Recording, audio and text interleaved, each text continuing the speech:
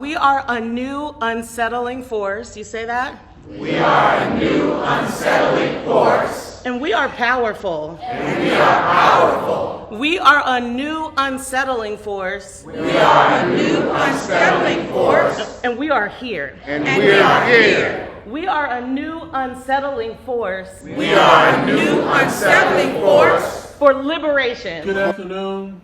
Good day. This is Reverend Amari Bernard Hooker, and I wanted to spend a little time with you talking about issues of justice, issues of poverty, and issues of race. What we want to do now is enter into some dialogue and discussion, but also to catch a glimpse of some statements that have been made both present and past that enable us to see that we have a long way to go in this country when it comes to racism, hatred, and bigotry. It's time for us to rise up as a people and as a collective and call sin, sin, hate, hate, and racism, racism. It's time for us to get serious about what it means to make a change today in the world that will alleviate pain and suffering wherever it's found. I'm calling you, yes, to watch this video, yes, to watch these presentations, but I'm also calling you to get active. Be ready. Do something that makes a difference. Thank you. I tell you it's gone on far too long. Oh, somebody's hurting my brother, and it's gone on far too long. Together, and we won't be silent anymore. Now we're gonna put a little rhythm to this, okay? Okay? But we're gonna speed it up just a little bit. Not too fast. Oh, somebody's hurting my brother, and it's gone on far too long. Yes, it's gone on far too long. Tell you it's gone on far too long. Oh, somebody's hurting my brother, and it's gone on far too long. And we won't be silent anymore. Somebody's hurting my sister, and it's gone on far too long. Yes, it's gone on far too long. Tell you it's gone on far too long. Somebody's hurting my sister, and it's gone on far too long. And we won't be silent anymore. Did you hear somebody's poisoning the water, and it's gone on far too long. Yes, it's gone on far too long. Tell you it's gone on far too long. Somebody's poisoning the water, and it's gone on far too long. And we won't be silent anymore. Good afternoon. Reverend Hooker, you asked the question, are we done dying? My answer to that question is no. We're not done dying simply because we have not learned how to love one another as Christ has instructed us. The issue with the young man that was shot and killed by the father and son, that's just another way of weeding out and getting rid of black folks. The rules and the ordinances in South Carolina, as noted, state that you can use deadly force to kill somebody or to subdue somebody if they're breaking in a house or have been perceived as stealing something or what have you. These rules were not put in place to govern our European brothers and sisters, but they were put in place simply to manage the African American brothers and sisters. It was another way of enforcing rules and weeding out the herd. So until we actually begin to see one another as human, as people, as brothers and sisters, instead of as objects, instead of lesser, then no, we're not done dying. The president that we have in place right now, our current president, has really ripped the Band-Aid off of hidden racism, has allowed people to actually act and show who they really are. With all the other presidents, it was kind of hush hush under the rug. When Obama was around, we've put in place the N-word, taboo. Certain other words are taboo; they're offensive, but people use those words to really express how they feel. With the president that is in place now, everything that we took for granted as being we've overcome or we've ascended has actually shown that no, they still look at us just as they did back in the 60s and the 50s and 40s and back in the 1800s during slavery time. We're still considered less than, and until we're considered equal, or until we teach our children, the Bible tells us to raise up a child in the way they should go.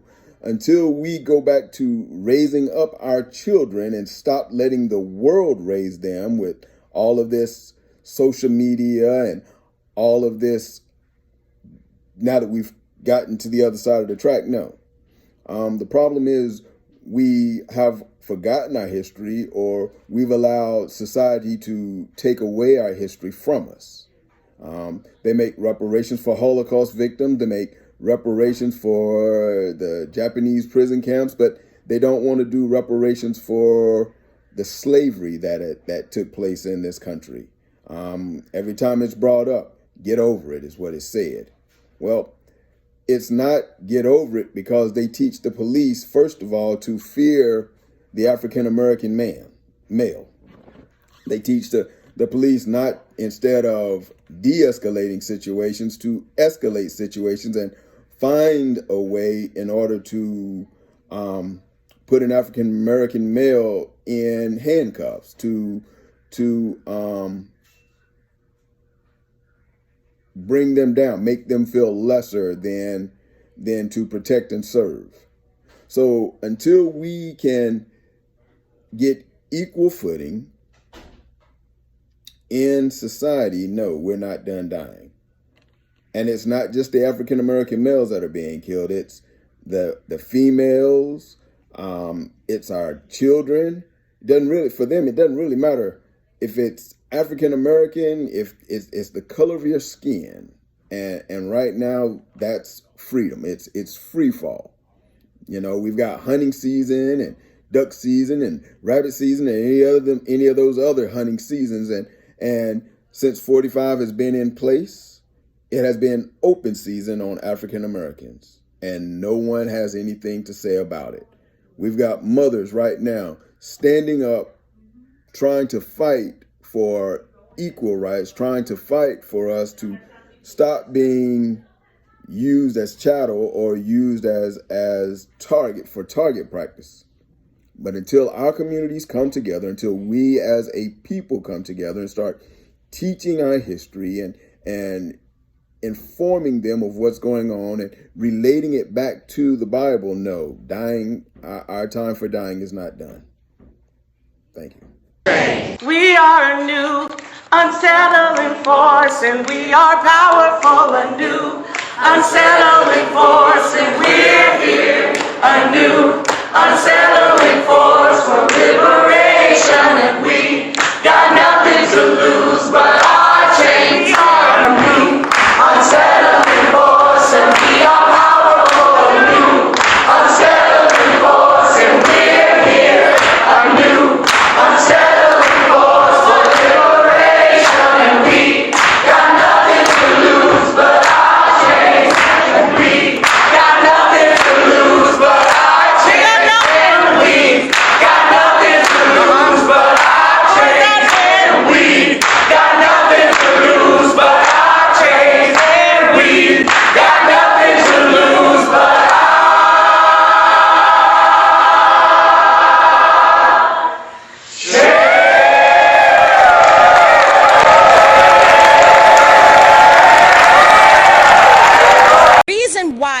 buildings are burning is because this city, this state, would prefer preserving that white nationalism and that white supremacist mindset over arresting, charging, and helping to convict 4 officers who killed a black man.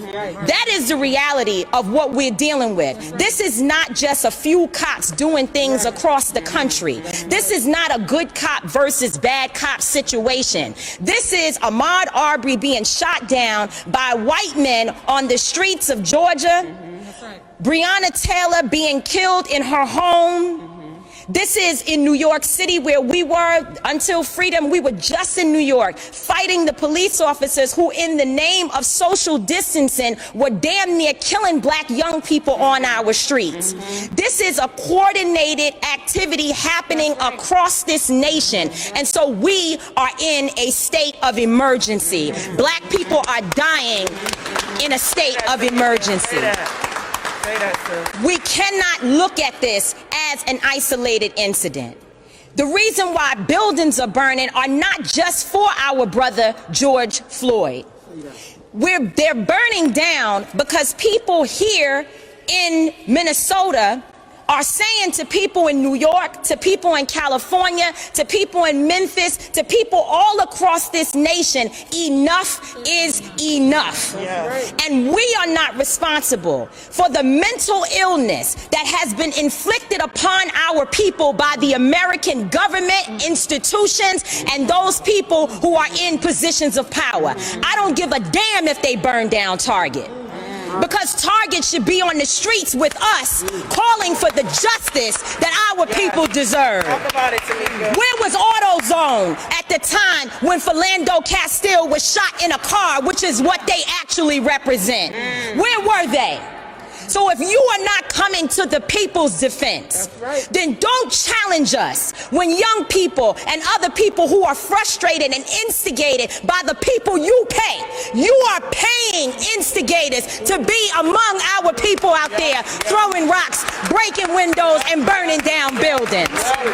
And so young people are responding to that. They are enraged, and there's an easy way to stop it. Arrest the cops. Charge the cops.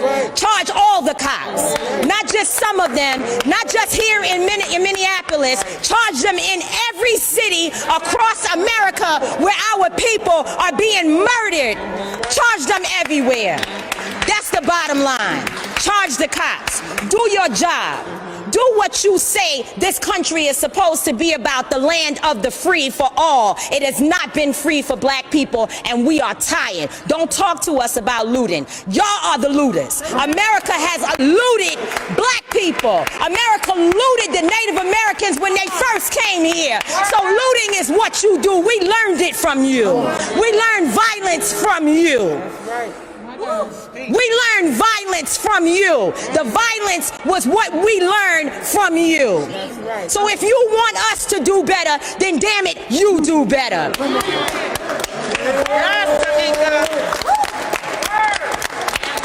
Through the waters, when they find their way to me, I will wade. Through the waters, this I know, this I know. I will wade through the waters, this I know. I will walk through the fires, this I know, this I know. I will walk through the fires, this I know. I will walk through the fires when they find their way to me. I will walk through the fires, this I know, this I know. I will walk through the fires, this I know. I will rebuild the mountains, this I know, this I know. I will rebuild the mountains, this I know. January 2014. It was a frozen night. The snow had just began to sink its teeth into the ground, and the moon was the dim lamp for my West Side neighborhood. I laced up my Timbs, threw on a hoodie, topped it off with a coat that slapped boxes with the wind to keep Chicago's cold out of my bones, went out my back door, and waited in the alley for a friend to pick me up for dinner and conversation. And as I sat there, I saw a police car ride past the main street, then make an abrupt stop as if he saw a man with skin the color of criminal.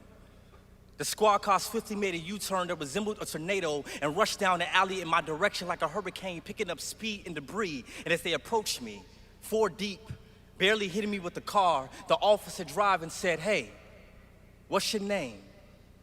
I replied with calm, stitched in my tone, "My name is Preston. Where do you live, Preston?"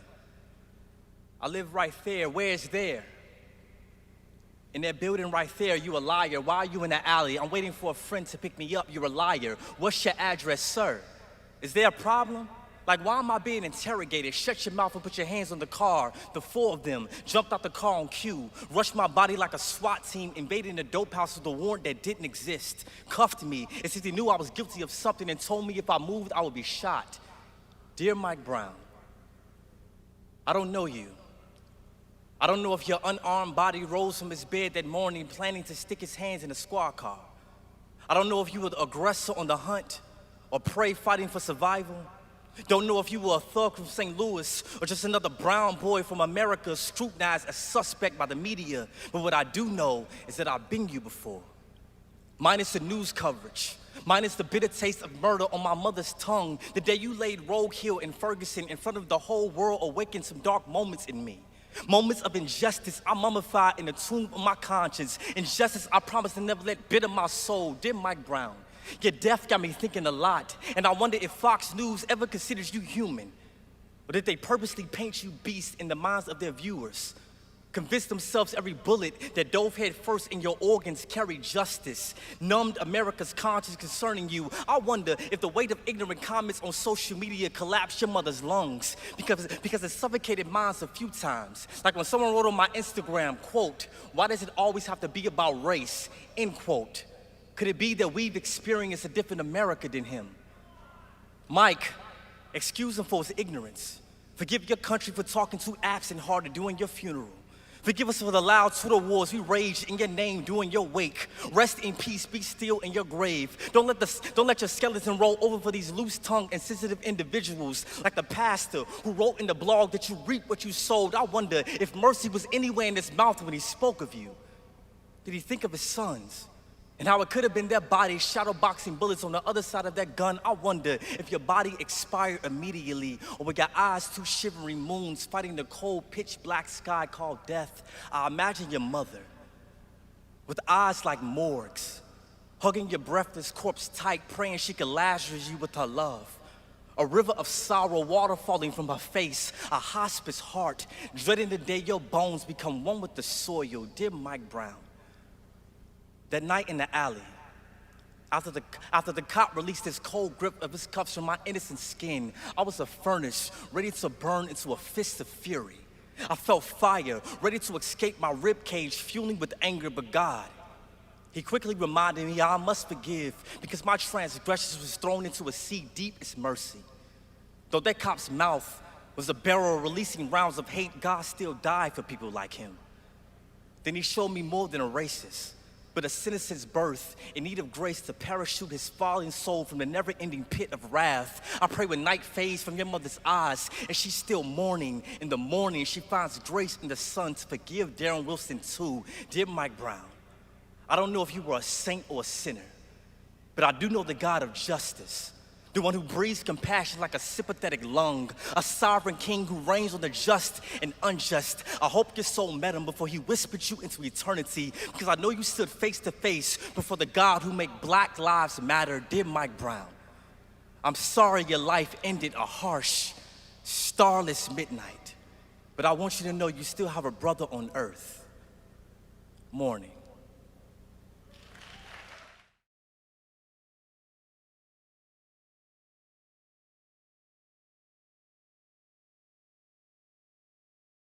So, going back to those white people who have been led to believe that the problem is not Republican politicians who are steering money from public education to the military.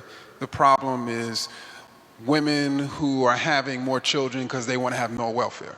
And that's why the state has less money for them. And so that, I wanted to sort of describe the creators of that idea as distinct from the consumers of that idea. So in other words, like I talked about the producers of these ideas, of this language, of this narrative, producers of racist ideas, and the consumers of racist ideas. So we can first and foremost distinguish and try to understand that in many ways, many people are consuming ideas. And so then the question becomes, why are these people producing these ideas for the mass consumption of Americans? What is the purpose? And then we begin to see that these people are actually producing these ideas to substantiate and justify and rationalize discriminatory policies, and that benefit who? Them.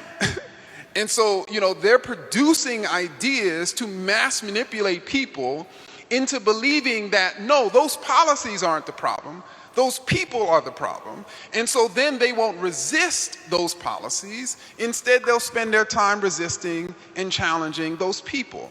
And so when we sort of think through that, then we can see the ways in which, you know, people have been manipulated. You know, that doesn't mean you're not racist is all. That doesn't mean you haven't consumed racist ideas your whole life, but it also allows you to see how other people were producing ideas that you consumed, that you then believed, that you then acted upon, and they may not even believe those ideas themselves. Yeah.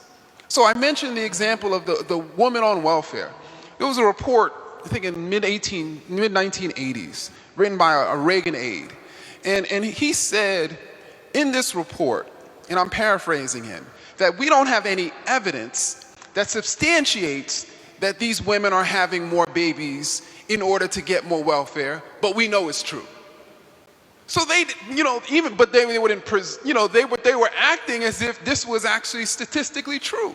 They were creating these narratives because it benefited people to drive against welfare so they can then take that money and continue to cut taxes for their benefactors, right? And so I'm just sort of talking about, you know, I think we have to have a more sophisticated sort of analysis of language and narrative making, and who's making these narratives, who's making these terms, and this is, I think, what Brittany was talking about. Oh, somebody's hurting my brother, and it's gone on far too long.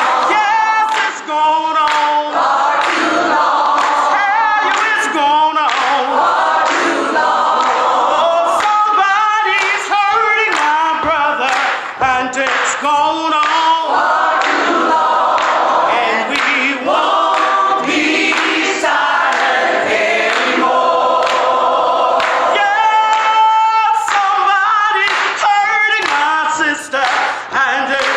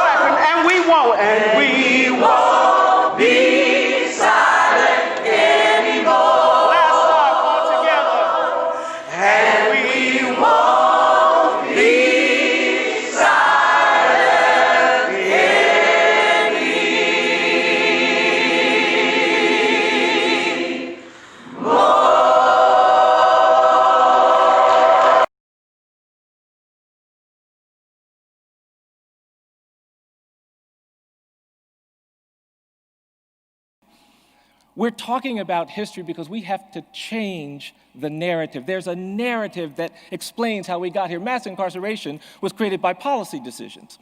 We decided to deal with drug addiction and drug dependency as a crime issue rather than a health issue. We didn't have to do that. But the reason why we didn't do that was because of a narrative, and there's a narrative of fear and anger out there. Politicians want you to be afraid, and they want you to be angry, and I will tell you that you can't do justice rooted in fear and anger. To do justice, you've got to get past fear, past anger, and believe things you have not seen. I don't believe we're free in this country. I don't. You see, there's a smog that's hovering in the air. It's a pollution created by our history of racial inequality. We have not done the things that we need to do, and we're not free. It doesn't take much to create conflict, and we've got to change the narrative. We've got to talk about things we haven't talked about. We've got to talk about the fact that we are a post-genocidal society. There was a genocide on this continent. When white settlers came, they killed millions of native people. It was a genocide where famine and war and disease destroyed a whole culture. And there are things you have to do to recover from genocide that we haven't done. And because we didn't deal with that, we created this narrative of racial difference that allowed us to tolerate slavery. The great evil of American slavery was the ideology of white supremacy that we made up to legitimate the way we treated people of color. And we didn't deal with that.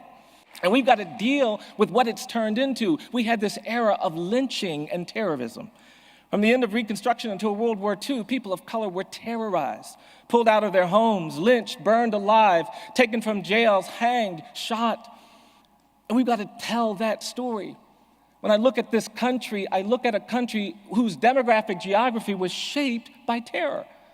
The black people in New York, in Boston, in Cleveland, in Chicago, in Detroit, in Los Angeles, and Oakland didn't go to those communities as immigrants looking for new economic opportunities. They came to these communities as refugees and exiles from terror in the American South. And there are things you're supposed to do for refugees that we didn't do. And that turned into this era of segregation. For decades in this country, we had segregation, and segregation was brutal. White and colored weren't directions, they were assaults. And we haven't done the things you're supposed to do to help recover from those assaults. We should have committed ourselves to a process of truth and reconciliation in the 1960s, but we didn't do that. And because we didn't do that, now we are suffering from a presumption of dangerousness and guilt. And we have to deal with it. We've got to change the narrative, and we can do it. But we've got to understand what we're doing. If you go to Germany today, you can't go 100 meters in Berlin, Germany, without seeing a marker or a stone that's been placed next to the home of a Jewish family that was abducted during the Holocaust. The Germans want you to go to Auschwitz and Birkenau and reflect soberly on the Holocaust. But in this country, we do the opposite. We don't talk about slavery. We don't talk about lynching. We don't talk about segregation. We're not talking about this presumption of dangerousness and guilt, and we've got to change the narrative.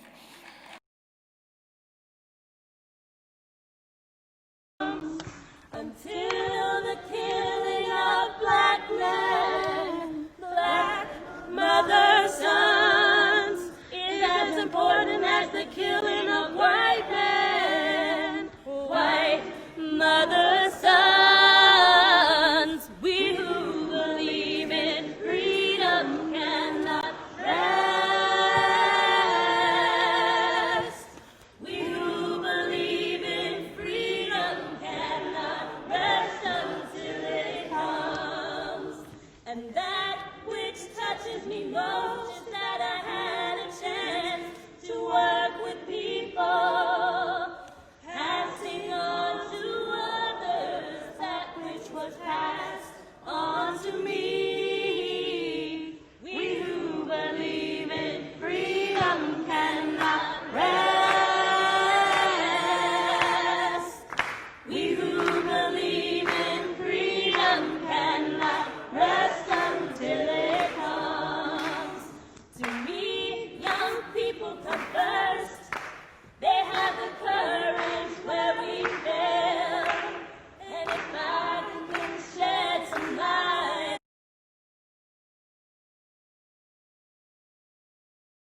Current justice movements have to connect the historic Christian faith to their actions for a lot of different reasons. Number one, we have to have some transcendent sense of morality and ethics, right? We can't just come up with this sense of right and wrong individually, because we're going to be in conflict with each other all the time. What Christians do is they say, here's the word of God. So here's how the creator of reality says things should work and function. And so we're going to follow God's lead in terms of judging what is right and what is wrong. And then we're going to follow his lead in terms of how to pursue that. And so we love our enemies. We don't hate them. Fannie Lou Hamer said, echoing the Bible, I don't see how someone can hate his fellow man and expect to see God.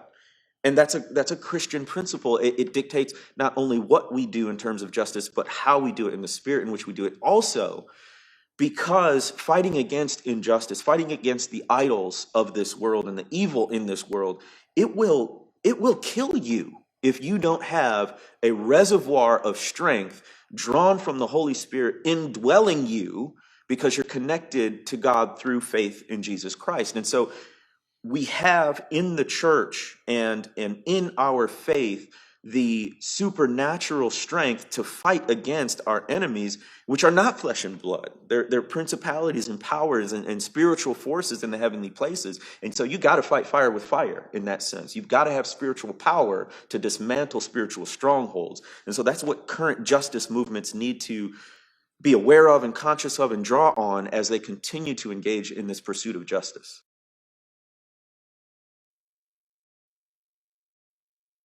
Right now in our history, we are more divided than I have seen. I know that we have been divided before, but in my lifetime, we are quite divided. And what discourages me is when I hear Christians speak about race and racial reconciliation with no hope. I've seen people say that there is no hope for change, that there is no way that people can change. But if the gospel is true, if we believe that the gospel is true, then there is hope for change. There's hope for the person who is racist. They can change. There is hope for our church. We can be united. Will there continue to be a struggle? Yes, until Jesus returns, we're going to struggle with this, but there is hope. And I pray that our Christian church, that people who are Christians will proclaim this hope, proclaim the hope that is in the gospel. So that is what discourages me. But what encourages me is that I am seeing more and more people talk about this. I see people who have never, ever considered, what does it mean that all people are created in the image of God? What does that mean? What does it mean that Jesus tore the veil of hostility and that we can be united?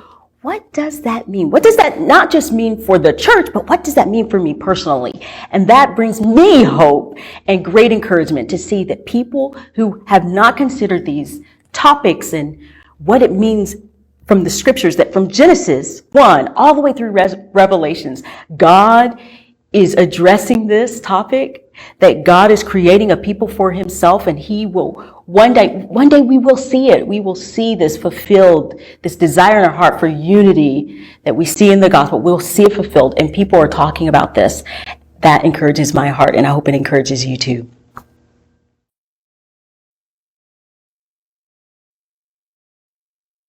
Who should be focusing on the Floyd family and the case and the issues. They're focusing on the distraction, and it may come from a place of really wanting to draw attention to the issue. It really subverts the ability to see the magnitude of the issue. I've been on the phone today with a lot of leaders talking about what we can do. I've been on the phone all week talking to a lot of leaders, not just faith leaders. Today it was faith leaders, but it's also been civil rights leaders. It's Van Jones, Al Sharpton. We talked to everybody, talking about what can we do, where are we, and how do we get back to civility and not just silence for silence sake and not just peace for peace sake, but justice. The thing that occurred to me that was interesting is, as to the Christians that are on here, is everybody talks about grace, but nobody wants to talk about truth. And the Bible said that we beheld the wonder of his glory, the only begotten of the Father, full of grace and truth. You don't have to have grace at the expense of truth. You can tell the truth and still have grace. And it's time to tell the truth. It's time to tell the truth. And my heart bleeds because sometimes the truth is not always a pretty thing to tell. Sometimes the truth is a painful thing to tell. But the church has gotten to the point that we're so busy trying to get everybody to be polite that we don't allow them to be honest. And if they try to be honest, we say they're race baiting. And if they try to be honest, we have these names we call you to shut you up so that we don't see what we need to see. But I was praying, and the Lord spoke to me about the story of the Good Samaritan, and he said something that I'm going to share with you. You know, at the beginning of the story, Jesus tells a story about a certain man went down from Jerusalem to Jericho and fell amongst thieves, robbers. They stripped him and they wounded him and they left him half dead. And as Jesus goes on to tell the story, he says that the priest came and saw this brother on the side of the road bleeding. And he looked at him and he walked away.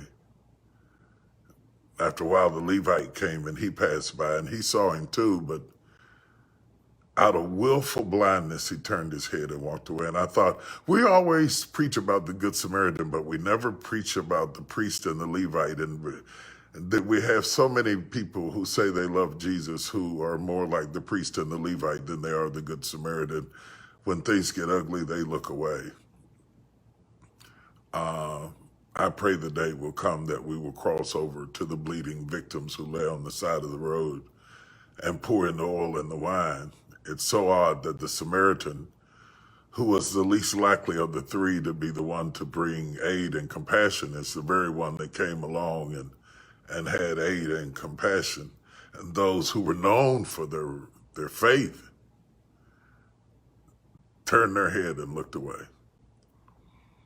It reminds me of what Dr. King said. It is not, and I'm paraphrasing, but it is not so much the hideous behavior of evil men that condemns us so, but it is, in fact, the silence of good men who just look away. And so I've released a statement. There is no such thing as race. None. Really? There's just a human race. Scientifically, anthropologically, racism is a construct, a social construct, and it has benefits. It has money can be made off of it. And people who don't like themselves can feel better because of it. It can describe certain kinds of behavior that are wrong or misleading. So it has a social function, racism. But race can only be defined as a human being. If the racist white person, I don't mean the person who is examining his consciousness and so on, doesn't understand that he or she is also a race. It's also constructed. It's also made. And it also has some kind of serviceability. But when you take it away, I take your race away. And there you are, all strung out. And all you got is your little self. And what is that? What are you without racism? Are you any good? Are you still strong? You still smart? You still like yourself? If you can only be tall because somebody's on their knees, then you have a serious problem. And my feeling is white people have a very, very serious problem. And they should start thinking about what they can do about it. Take me out.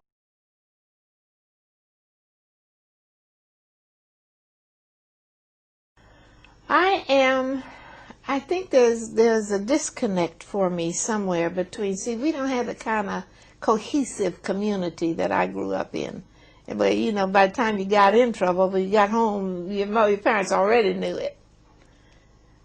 But we need a cohesiveness in a community, no matter what the nature of that community is, racial-wise.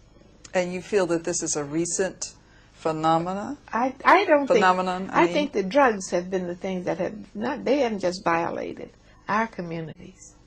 I think all communities are being violated. Yes, all communities. By it. Yes. And I don't think we have not been together enough.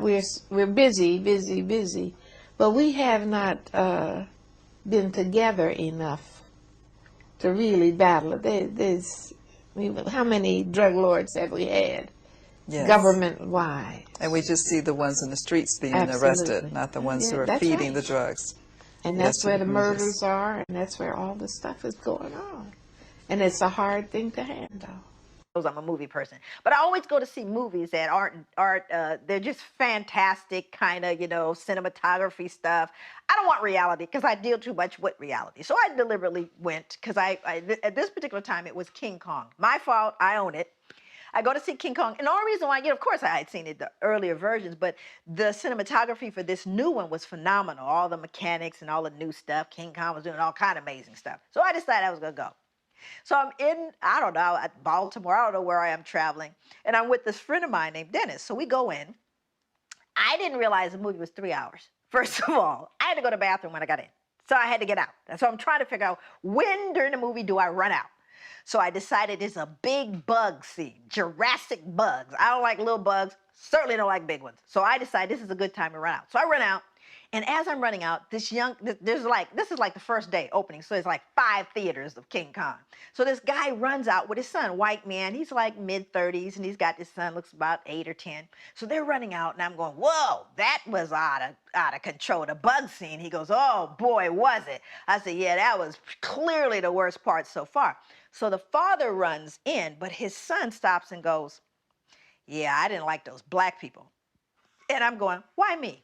Is it me? Do I have like a sign on me, right? And then the kid runs in the bathroom. So I go back in the show and I tell Dennis what just happened, and Dennis falls out laughing. He goes, Joy, this only happens to you. And I'm going, but because there's a scene where and here's the thing about it, this is so amazing about the scene. There's a scene of cannibals, but they're not black people. They're all kind of people. And right now they got to be politically correct. So you had Asians, and they zoomed in so you could see even the main character was a blonde woman with blue eyes. But they physically were all black, even though they represented different ethnicities. Because, they couldn't have all black people, and they're not in, this age. So, but the little boy, he couldn't see that subtlety. So I'm sitting there, now I'm upset because I couldn't process. And Dennis goes, Joe, you can't process this. It's over, it's done. There are thousands of people. You're never going to be able to fix this, right? So I'm sitting here, I'm messed up for the rest of the movie. So the movie is over, we walk out, and there are droves of people coming out. And who do you think is standing there leaning on the rail? Was this man and his son. And I say, Dennis, this is He goes, no way. I said, yes, Wade, that's him. So I walk over to the man and I said, do you remember me? He says, yeah, you ran out during the bug scene. Well, they were waiting for the daughter to come out of the bathroom. That's why we were waiting at the room. I said, can I ask your son something? He says, certainly. So I say to the little boy, I said, now that you've seen the whole movie, because, King Kong bites it in the end. I'm figuring that's pretty bad. I said, what do you think the worst part of the movie was now? He goes, those black people. And his father goes, whoa, I'm sure, well, yeah, they were. He was so the father. I said, listen, I know your son's not a Nazi. Don't worry about it. That's not what the issue. And the son runs off. I said, the issue here is that they weren't all black people, but that's his image. Because you see, it wasn't the monsters that were horrific. It was those people were. And that's the image in his mind. And he's so young, he couldn't see that there were actually different groups of people as those cannibals. He only saw black people. And his father, you could just see, was tortured. He says, I don't know. This problem is so big. I don't know if we can ever make it right. And I said, you see, now we're having another conversation, he and I. He goes, it's just so big. I don't know if we can make it right. I said, perhaps. I said, I have to believe that we can. And so his daughter runs out, and now he has a son and his daughter, and he's disturbed, though, you can tell. And he's walking away, and Dennis looks at me, and I look at Dennis, and he gets to the escalator, and he stops, And he takes both of his children and he turns around and he walks back to me and he says, but I will make it right with them because I can make it right with them. You see, that's where the healing began.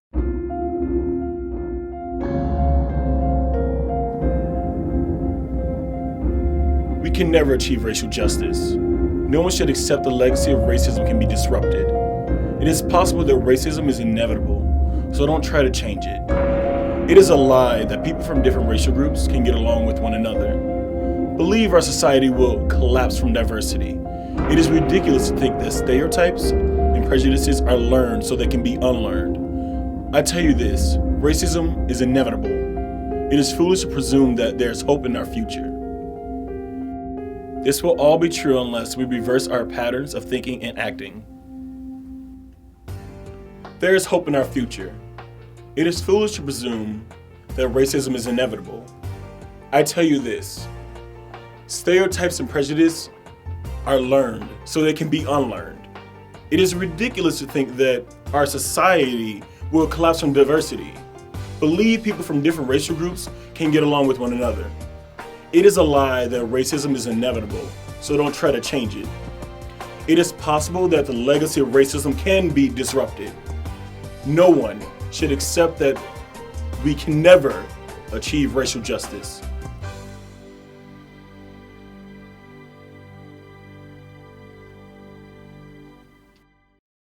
The church now has no traditional doors, even though I'm inside the church right now.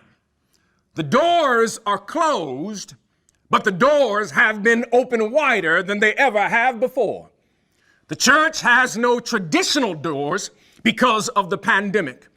We have no fences. We have been locked out of our building.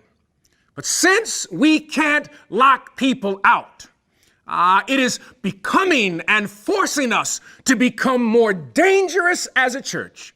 Let me break it down this way. No doors means we are an open door church.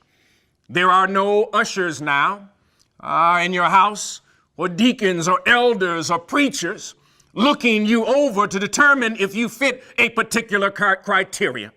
No one is saying that you took my seat, and no one is saying you got to sing this song or that song. None of that at all. All the things that do not matter. Jesus said, I am the door and I am the gate. And is it not strange that in this peculiar moment that God seems to be using this moment so that the church can actually be the church? We got hung up on the doors, locking the doors and keeping people out of God's space, and God ends up closing the doors and opening them at the same time.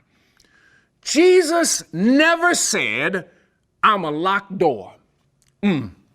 And here is the good news that I want you to know that this scripture is speaking of, that this metaphor, this idea of Jesus being a door, because Jesus is saying, I'm not like the door you think of.